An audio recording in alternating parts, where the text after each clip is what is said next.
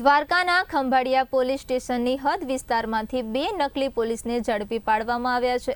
બે શખ્સો પોલીસની ડ્રેસ પહેરી વાહન ચાલકોને રોકી રૂપિયા પડાવતા હતા। માંજા ગામના પાટિયા પાસે ટ્રક ચાલકને રોકી નકલી પોલીસે 200 રૂપિયા પડાવ્યા હતા। ત્યારે પોલીસે આ બંને નકલી પોલીસના સ્વાંગમાં રહેલા આરોપીઓને પકડી પાડ્યા હતા। પોલીસે આરોપીઓ પાસેથી નકલી આઈડી કાર્ડ, એરગન તથા લાકડીનો ધોકો અને મોટરસાયકલ મળીને 35,000 રૂપિયા 315 રૂપિયાનો મુદ્દામાલ જપ્ત કર્યો છે। ત્યારે પોલીસે આરોપીઓ પાસેથી પોલીસનો ડ્રેસ પણ કબજે કરીને કાયદેસરની કાર્યવાહી હાથ ધરી છે। દ્વારકામાં બે નકલી પોલીસને ઝડપી પાડવામાં આવ્યા છે।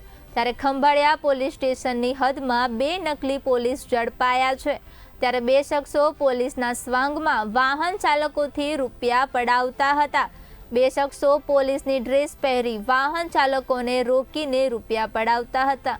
માંજા ગામના પાટિયા પાસે ટ્રક ચાલકને રોકી નકલી પોલીસે 200 રૂપિયા પડાવ્યા હતા। ત્યારે પોલીસે આ બંને નકલી પોલીસના સ્વાંગમાં રહેલા આરોપીઓને પકડી પાડ્યા હતા।